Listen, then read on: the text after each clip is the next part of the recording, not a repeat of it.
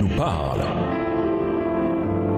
Chaque jour, Charles et Carole vous présentent la leçon de l'école du sabbat.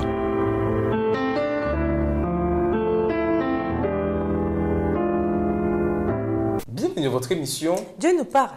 Nous voilà à la leçon de vendredi. Pour aller plus loin, c'est ici l'œuvre dans laquelle nous devons nous engager, nous aussi. Au lieu de vivre dans l'attente de quelques moments particuliers et sensationnels, nous devons profiter sagement des occasions actuelles, faisant tout ce qu'il faut pour sauver les âmes. Au lieu d'épuiser nos facultés mentales dans des spéculations relatives au temps et au moment dont le Seigneur s'est réservé la disposition et qu'il a caché aux hommes, nous devons nous abandonner à la direction de cet esprit pour accomplir les devoirs actuels, pour donner le pain de vie, non frelaté par l'adjonction d'opinions humaines aux âmes qui périssent faute de vérité. Tous luttent pour devenir un centre d'influence et à moins que Dieu ne travaille pour son peuple, ils ne comprendront pas que la soumission à Dieu est la seule sécurité de l'âme. Sa grâce qui transforme les cœurs humains conduira à une unité qui ne s'est pas encore manifestée, car tous ceux qui sont assimilés au Christ s'harmoniseront les uns avec les autres. Le Saint-Esprit créera l'unité. À méditer, que veut dire Ellen G. White par « tous luttent pour devenir un centre d'influence ». Pourquoi est-ce une telle tendance naturelle chez nous tous et que peut-on faire pour combattre cette tendance dans notre propre vie? Voir également Philippiens 2, les versets 3 et 4. Certains prétendent que ce qui nous unit véritablement, c'est le service et non la doctrine. En fait, ils avancent même que la doctrine tend à diviser les gens et qu'ainsi, on ne devrait pas lui accorder trop d'importance. Mais pourquoi ne peut-il y avoir d'unité dans la mission et le service s'il y a division dans la doctrine?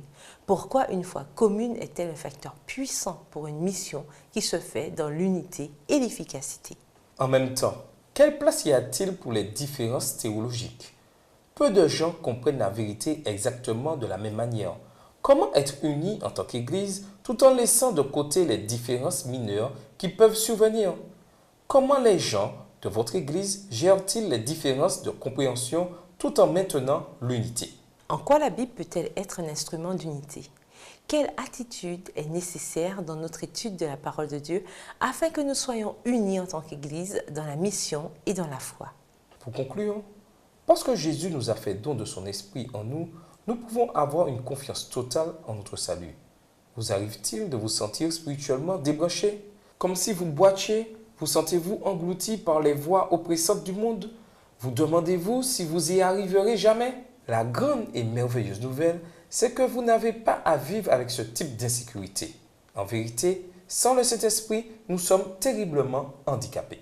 Nous sommes frappés de plein fouet par notre nature faible, coupable et aveuglés par les ténèbres de ce monde. Jésus savait que son acte rédempteur serait transmis à chacun de nous.